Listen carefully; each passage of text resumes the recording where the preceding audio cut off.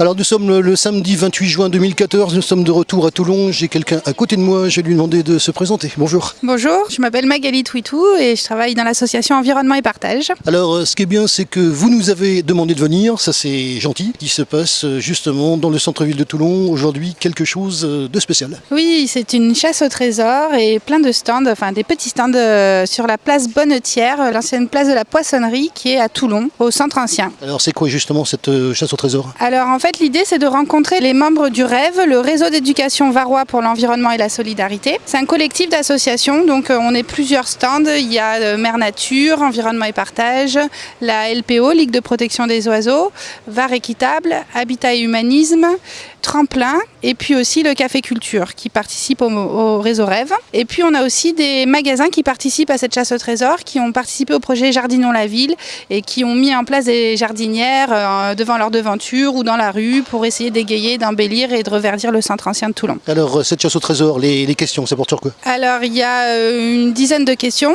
et à chaque fois, soit ils doivent essayer de retrouver dans des jardinières des petits animaux cachés, soit ils vont sur les stands et ils doivent essayer de trouver les réponses à des questions. Il y a des animateurs qui sont là pour leur expliquer. Donc c'est à la fois ludique et puis on apprend des choses à l'arrivée. C'est ça. La réaction des enfants? En général, ils sont toujours très contents et c'est aussi pour les adultes. D'ailleurs, on a une chasse au trésor enfant et une adulte. Très bien. Alors j'ai vu donc en titre, le titre de l'association c'est REV. En fait, le REV c'est un collectif, donc c'est pas une association, c'est vraiment. C'est ça. Moi, ce que je voudrais, c'est des explications sur cette entité, ce qu'elle représente, ce qu'elle fait. Donc le REV n'a pas de structure juridique. L'idée du REV, c'est de créer un collectif et que ce soit assez léger pour qu'on puisse en même temps tous travailler ensemble. Et en même temps, quand même, c'est chaque association qui est dans le REV ou structure, parce qu'il n'y a pas que des associations, il y a aussi des institutions, il peut y avoir une école, il peut y avoir plein de choses dans ce collectif, qui portent des projets et qui essayent de dynamiser avec plus de monde et de faire des projets avec plus de relations, aussi bien avec les acteurs de l'environnement du Var qu'avec ceux de la solidarité et ceux qui font de l'économie, on va dire, sociale et solidaire, comme les AMAP, l'agriculture biologique et tout ce qui est économie portant des fruits, on va dire, bénéfiques pour la société. Alors pour qu'on comprenne bien quel genre d'action justement, est-ce qu'on peut avoir des exemples concrets d'actions pour la bonne compréhension des personnes qui vont nous écouter? Oui, alors le REV, donc vous avez un site internet, tout le monde peut s'inscrire, citoyen ou structure.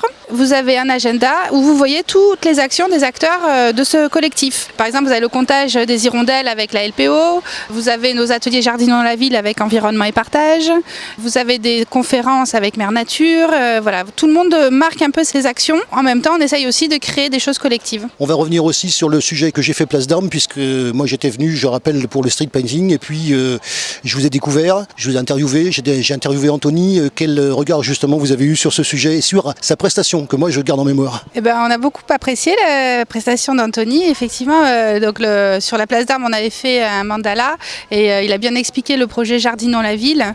Et c'est vrai que du coup, nous, Environnement et Partage, on essaye justement de mettre en lien nos actions comme Jardinons la ville. Là, aujourd'hui, on a fait des créations de jardinières dans la rue Bonnetière avec des boîtes de conserve qu'on avait peint et récupérées. On essaye donc de mettre en lien ce projet-là avec les commerçants qui ont des jardinières aussi devant leur devanture et les autres projets des autres associations pour faire connaître tout le monde. Ça reste toujours dans ce cadre-là, comme c'était sur la place d'Armes. C'est ce que j'ai aimé d'ailleurs, hein. Durant le street painting, cette association avait invité d'autres associations et vous faites la même chose. Et on peut le noter parce que c'est bien. Oui, voilà, c'est ça. C'est qu'on essaye de faire connaître davantage de monde.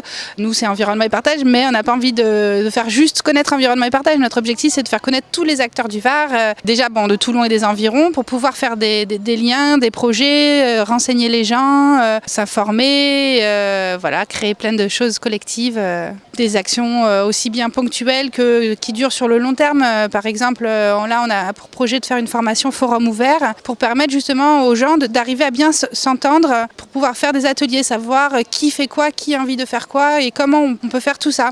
Toujours d'ailleurs sur notre site, je sais que le site c'est pas tout, mais en même temps c'est un site collaboratif, c'est un wiki et c'est quelque chose de très facile à manier. Tout le monde peut venir travailler sur les pages en fait d'internet et il y a une page ressources et l'idée c'est qu'on mette tous nos ressources, chaque association, chaque personne peut mettre ses ressources dessus et expliquer, montrer un peu ce qu'il fait en fait. Alors donc on va conclure justement par cette chasse au trésor. Quand on voit justement les petits enfants avec les questionnaires qui viennent justement vous poser des questions, ça fait quoi comme effet? Eh ben on voit qu'ils... C'est mignon, hein? Oui, c'est ça, on voit qu'ils sont contents, donc on leur offre un bon sirop de menthe préparé par Anthony avec la menthe de notre jardin. Donc ils n'ont pas l'habitude, ils nous demandent mais pourquoi c'est de cette couleur? C'est vrai que c'est pas vert fluo pour une fois, et donc c'est naturel. Après ils ont un petit logo jardin dans la ville et on leur offre une plante, donc voilà, ils sont très contents. En plus sur l'atelier d'Anthony d'Environnement et Partage, il y a aussi des créations d'abris à insectes et on décore un arbre sur la place Bonnetière avec des petits abris